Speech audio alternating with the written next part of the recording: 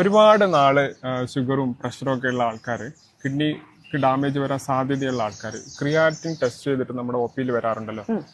എന്നിട്ട് അവർ പറയും ക്രിയാറ്റിൻ നോർമലാണ്, അപ്പോൾ കുഴപ്പമൊന്നും ഇല്ലല്ലോ കിഡ്നിക്ക്. അതാണോ ശരി? അതല്ല നേരത്തെ കിഡ്നിക്ക് ഡാമേജ് കണ്ടുപിടിക്കുന്നത് വേറെ എന്തെങ്കിലും ടെസ്റ്റ് ഉണ്ടോ? എന്താണ് ജ്യോതിപ്രിയയുടെ അഭിപ്രായം? ഈ മിക്ക ആൾക്കാരുടെയും വിചാരം കിഡ്നി പ്രശ്നം ഉണ്ടെങ്കിൽ ബ്ലഡിലെ ക്രിയാറ്റിൻ കൂടിയാണ് കണ്ടുപിടിക്കുന്നത്. പക്ഷെ ശരിക്കും പറഞ്ഞാൽ രണ്ട് കിഡ്നിയുടെയും ഫംഗ്ഷൻ 50% പോകുമ്പോഴാണ് ബ്ലഡിലെ ക്രിയാറ്റിൻ കൂടുന്നത്. അപ്പം ഏറ്റവും ആദ്യത്തെ സ്റ്റേജസിൽ കണ്ടുപിടിക്കണമെങ്കിൽ ക്രിയാറ്റിൻ അല്ല നോക്കേണ്ടത്, മറിച്ച് യൂറിനിലെ മൈക്രോ ആൽബുമിനാണ്. അപ്പം ഒരു ഡയബറ്റിക് പേഷ്യന്റ് കാര്യം എടുത്താൽ തന്നെ ഫസ്റ്റ് യൂറിനിൽ ആൽബുമിൻ ലീക്ക് വരുന്നു, അടുത്ത കുറച്ച് കഴിഞ്ഞിട്ടായിരിക്കും ബ്ലഡിലെ ക്രിയാറ്റിൻ കൂടുന്നത്. അപ്പം ആദ്യത്തെ സ്റ്റേജിൽ കിഡ്നി ഡാമേജ് കണ്ടുപിടിക്കണമെങ്കിൽ റെഗുലർ ആയിട്ട് യൂറിൻ മൈക്രോ ആൽബുമിൻ പ്രമേഹമുള്ളവരും BP ഉള്ളവരും ഒക്കെ ചെക്ക് ചെയ്യണം.